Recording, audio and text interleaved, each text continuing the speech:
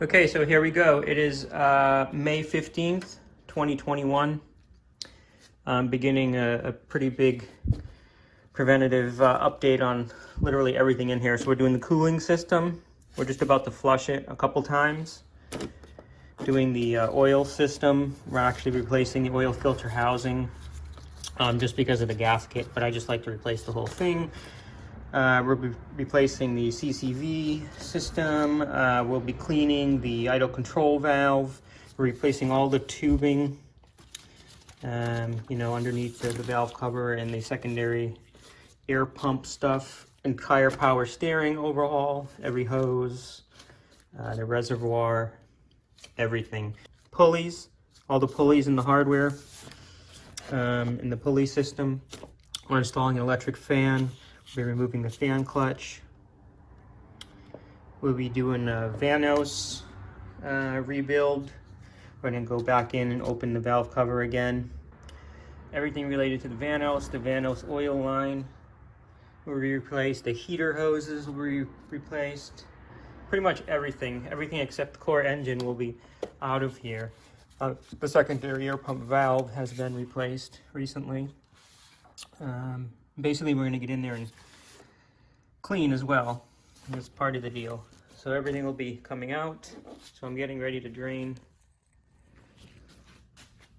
the coolant, and we're going to flush it a couple times. I'm going to take the thermostat out so I can run the car for a couple minutes and not have to wait for it to heat up for the thermostat to open. I don't want to take any chances. This car has never been close to overheating. It has never been anything but normal operating temperature. So, see if I can get this out.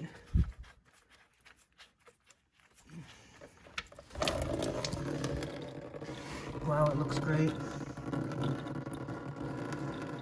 Let me open the cap. Looks pretty good. Like BMW fluid and water mix. Now, I looked at the service notes, and this has been done in 2000, 2004, 2007, 2011. So literally like every 35,000-ish miles, I've done a complete overhaul, really. Radiator, expansion tank, all the hoses, all the hardware, basically everything. And this has not been done since 2011, so we're about 10 years right now. But the car was retired from daily driving at that exact time, so this car has like 1,500 miles on it since then, which is kind of sad to some people, but the coolant's been sitting in there. Now, I'm replacing everything just because of the 10-year period more than the heat cycling or the running in. This radiator's 10 years old, and yeah, just the plastics and all that, they can degrade over time even without the heat cycling or whatnot. So I like to replace everything every now and then. So we'll get in there and everything will be coming out, and I'm gonna try to get the fan clutch off. I don't have the tool. I use like a big bike wrench, like a 30mm bike wrench or whatever size it is, 32. Jam something in there and try to get it out. Then I'm going to try to remove the valve cover, the thermostat housing. Remove the thermostat, put the housing back in, and then go from there. But right now we're going to drain the engine block after we do this. We've got like half a gallon here, and I'm very happy because it's still looking great. And we'll do the engine block next, and we'll see what we get from there. Okay, so of course there's a million ways to do this. In my case, I cut the top of the fan shroud out with a pair of shears. It takes like 3 seconds. Because when I do my preventative kind of overhaul, I replace everything. So this fan shroud is going to get replaced anyway. So it gives me more access to that thermostat housing. Because if you do want to be extra careful, you can take the thermostat out before you flush, so you don't have to sit and wait for your car to heat up or potentially overheat or whatever. So with the thermostat out, the coolant will be flowing all the time. So you can start the engine. I'm not actually going to drive the car. It's going to idle for 5 minutes. I might rev it a little bit and then flush it, fill it with distilled water again and flush it again. So taking the thermostat out and draining the block, you will be able to fill a couple gallons. You'll be able to get, you know, a bunch of coolant in it. You won't have to sit here, wait for the thermostat to open, and then add water as it goes down and all that stuff. You'll be able to get a fair amount in there, and then you won't have to spend too much time trying to fill it. You could do this through the heater core too, in the back, if you wanted. In this case, I'll be turning on the heater, and hopefully it'll flush the heater core a little bit as well. And I'll flush it twice. I don't think I'll need to do it more than twice by the look of the coolant, but I haven't drained the block yet, so we'll see what that looks like next. Okay, this one is always a disaster. So this just kind of drains over a bunch of stuff. Suspension, oxygen sensor. And this is where it helps to have an epoxy floor. It's very easy to clean up. You can see it still looks good, very good. Looks like it pretty much was just put in there yesterday.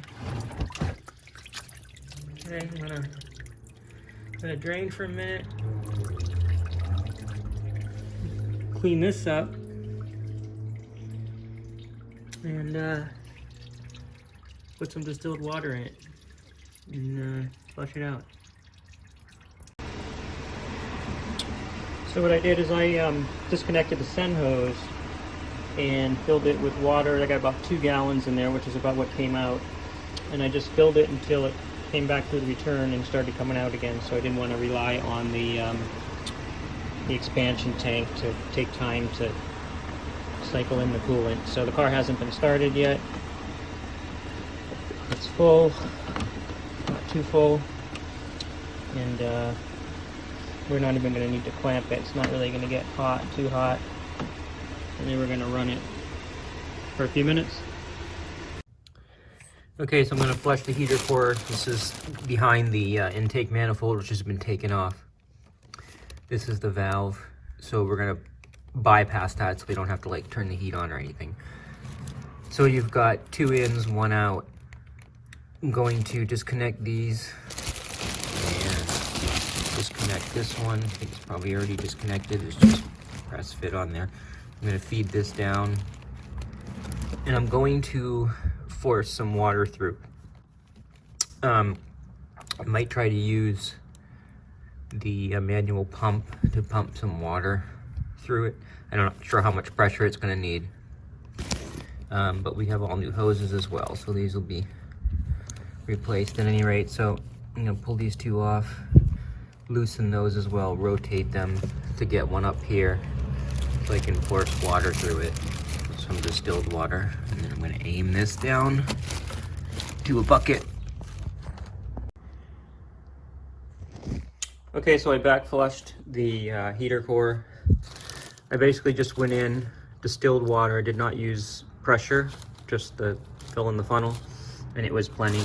So came in here, stuck my finger in there, and used this new radiator hose to send it all the way down here into this bucket to catch it.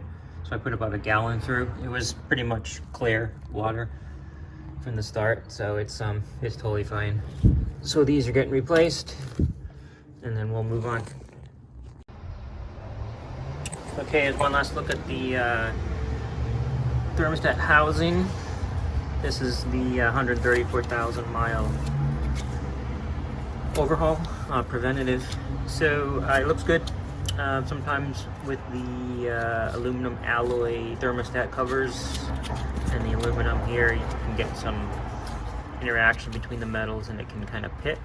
But we're actually never seen one better. So we are going to use an L-ring gasket on a Euro aluminum thermostat housing. The L-ring gasket tends to fit better to what's required here. The most recent time I changed this in 2011, looks like I had put some sealant there, some silicone there too, or RTP. This time I'm not. The surface is good. I've got a good ring gasket, and I am going to go ahead and take care of that now.